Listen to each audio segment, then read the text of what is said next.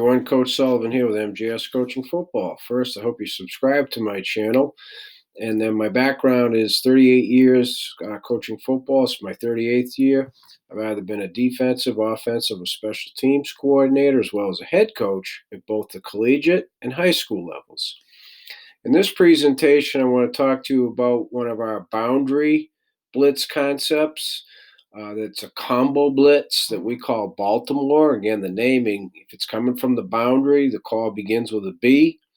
And the name is the front, which is our base 3-4 front 50, the stunt, and then depending on how many wide receivers, the coverage, okay?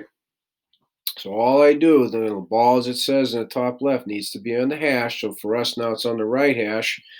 When I signal pointing to my side and to the ground, that it's coming from the boundary, the kids are screaming Ringo, Ringo, Ringo, and then it depends on the formation, which will determine who's blitzing.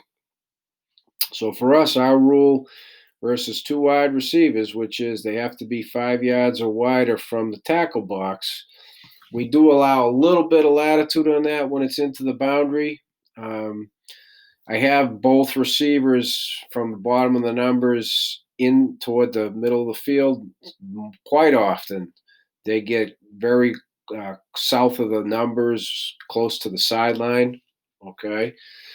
But nonetheless, for us, that's two wide receivers into the boundary, which means the outside linebacker is blitzing, okay? So anything about trio coverage, that go to my zone blitz coverage playlist, please. Anything about the go technique, go blitz, because a combo is the go and a plug combined, hence combo.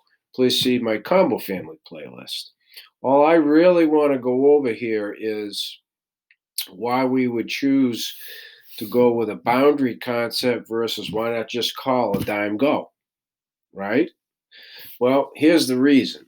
And this is the beauty of the boundary concept. All teams, all offenses have, okay, tendencies from the boundary. I'm going to focus on the boundary right now. So if I were to call versus this is 11 personnel, if I would have predetermined that I wanted it to be a dime go, and they're in 11 personnel, but then the offense lined up in Texas, so now number 2 is lined out here. Well, that would put the dime to the big field when I really wanted to blitz from the boundary, right? So I'm stuck. Same if I had pre-called a rover go, and now all of a sudden the rover's to the big field. Well, I wanted a blitz to be coming from the boundary. So the whole premise behind the boundary concept, in addition to who the blitz is based on wide receivers, is I'm not determining which player's blitzing, but I am guaranteeing we're blitzing from the boundary. Okay? So every game we go into, and part of our game plan is we have 2, maybe 3 of our boundary blitzes already in practice. See, the other part of this is the combo blitz is our base family. Okay, so we're not teaching a new blitz. This is a blitz we have that we've installed from the first or second practice in preseason. Okay, so that's the other aspect of this. Okay, we want our kids to play fast. That means you got to let them play fast mentally. Okay, so we're not teaching anything new here. The only thing we're teaching is who's going to blitz based upon wide receivers. So in this case, our boundary concept rule is 2 wide receivers, outside backer, boom, done. And I am guaranteeing we're blitzing from the boundary, which is what we wanted versus this particular offense in this particular situation based on tendencies. That's why we do it. Okay? Don't reinvent the wheel. Don't feel like you got to come up and create a whole new blitz pack. You're just going to add unnecessary layers and confuse your kids and slow them down. All right.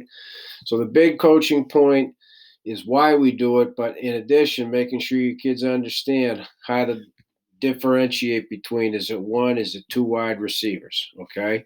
And for us, it's the 5-yard rule.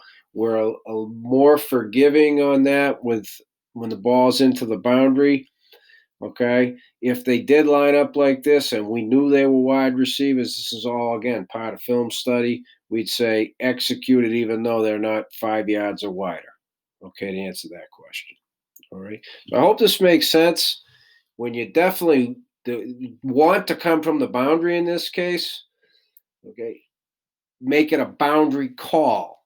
And then you figure out who's going to execute the blitz based on the wide receivers. Otherwise, if you're predetermined by position, you might be coming from the big field when that's not what you want. Okay? As always, please, any questions, reach out to me at Coach MJ Sullivan at gmail.com, and I'd love to talk football with you.